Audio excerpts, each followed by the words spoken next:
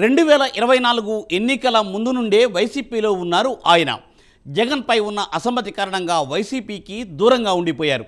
ఎన్నికల్లో వైసీపీ ఓడిపోగానే ఆయన ఆచితూచి వేరే పార్టీలోకి జంప్ అయిపోయారు. ఆ తర్వాత ఆ పార్టీలో సైలెంట్గా ఉంటూనే వచ్చారు. తాజాగా ఆయన చేసిన ప్రసంగం సోషల్ మీడియాలో ఇప్పుడు పెద్ద చర్చకే దారితీసింది. ఇంతకు ఆ నేత ఎవరు? ఆయన చేసిన కామెంట్స్ ఏంటి?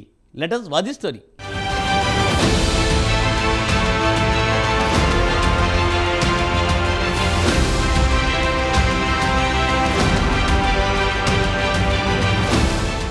అధికారంలోకి వచ్చిన తర్వాత జరిగిన మొట్టమొదటి ఆవిర్భావ సభ జనసేన 12 ఏళ్లు పూర్తి చేసుకున్న సందర్భంగా పిఠాపురంలో ప్రతిష్టాత్మకంగా తీసుకుని భారీ బహిరంగ సభని ఏర్పాటు చేశారు.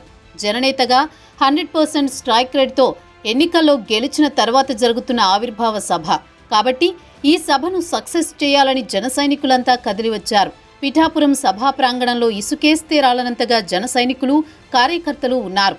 ఈ సభకు అన్ని రాష్ట్రాల నుండి అభిమానులు అసంఖ్యాకంగా హాజరై విజయవంతం చేశారు. అయితే బాలినేని శ్రీనివాసరెడ్డి ప్రసంగం సోషల్ మీడియాలో పెద్ద చర్చకు దారితీస్తోంది.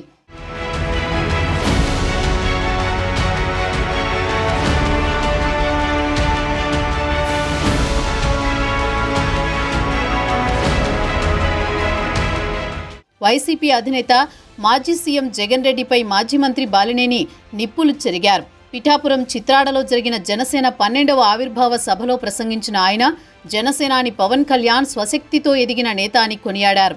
జగన్ మాత్రం తన తండ్రి వైఎస్ రాజశేఖర రెడ్డి మరణాన్ని అడ్డుపెట్టుకుని సీఎం అయ్యారంటూ ఆరోపణలు చేశారు.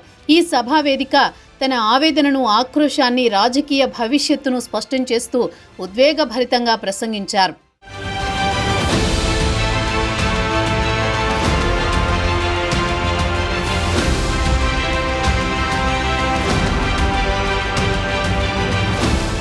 పిఠాపురం సభ సాక్షిగా, ఇక్కడి అమ్మవారి సాక్షిగా అంతా నిజమే చెబుతా అంటూ బాలినేని తన ప్రసంగాన్ని ప్రారంభించారు.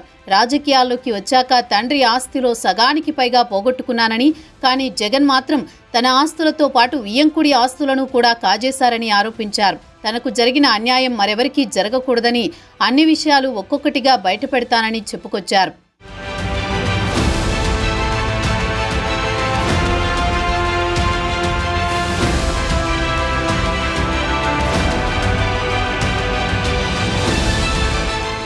అయితే దివంగత నేత వైఎస్ రాజశేఖర రెడ్డి తనకు రాజకీయ భిక్ష పెట్టారని, అందుకే 4 ఏళ్ల మంత్రి పదవిని వదులుకుని జగన్ వెంట నడిచానని బాలినేని గుర్తు చేశారు. అయితే జగన్కు అధికారం వచ్చాక తనకు మంత్రి పదవి ఇచ్చి మళ్లీ తీసేశారని, దానికి తాను బాధపడనని అన్నారు.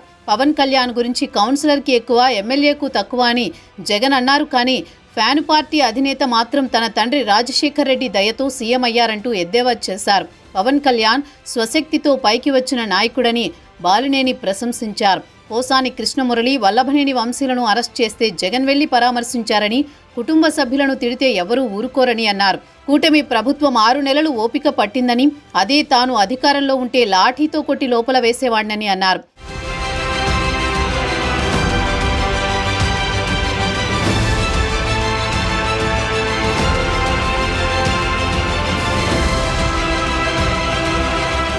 ఇకపోతే వైసీపీ హయాంలో కోట్లకు కోట్లు తినేసిన నాయకులు ఉన్నారని, వారిపై కేసులు పెట్టాలని బాలినేని డిమాండ్ చేశారు.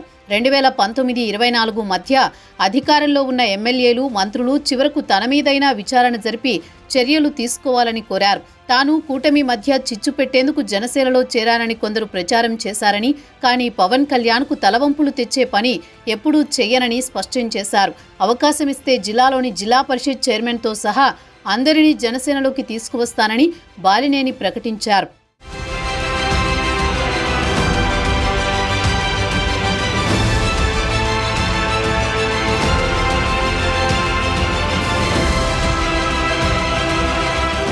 మరోవైపు జన సైనికులను ఎమ్మెల్యేలు పట్టించుకోవడం లేదని అన్నారు బాలినేని.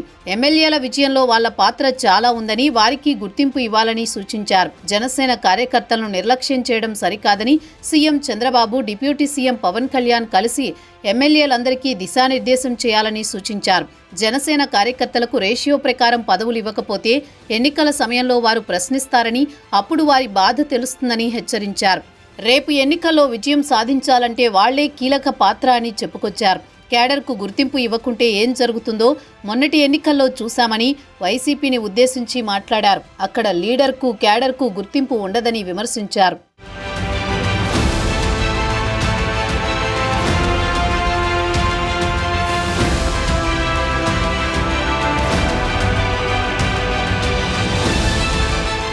ఇక తనకు పార్టీలో పదవులు ఇచ్చినా ఇవ్వకపోయినా ప్రాణం పోయే వరకు జనసేన పార్టీతోనే ఉంటానని చెప్పుకొచ్చారు. పవన్ కళ్యాణ్తో సినిమా తీయాలనేది తన చిరకాల కోరిక అని, దాన్ని నెరవేర్చుకుంటానని బాలినేని అన్నారు. ప్రస్తుతం ఈ వ్యాఖ్యలు సోషల్ మీడియాలో వైరల్ అవుతున్నాయి. మరి బాలినేనితో పవన్ తీస్తారా? ఒకవేళ తీస్తే ఏ జోనర్లో తీస్తారనేది హాట్ టాపిక్గా మారింది.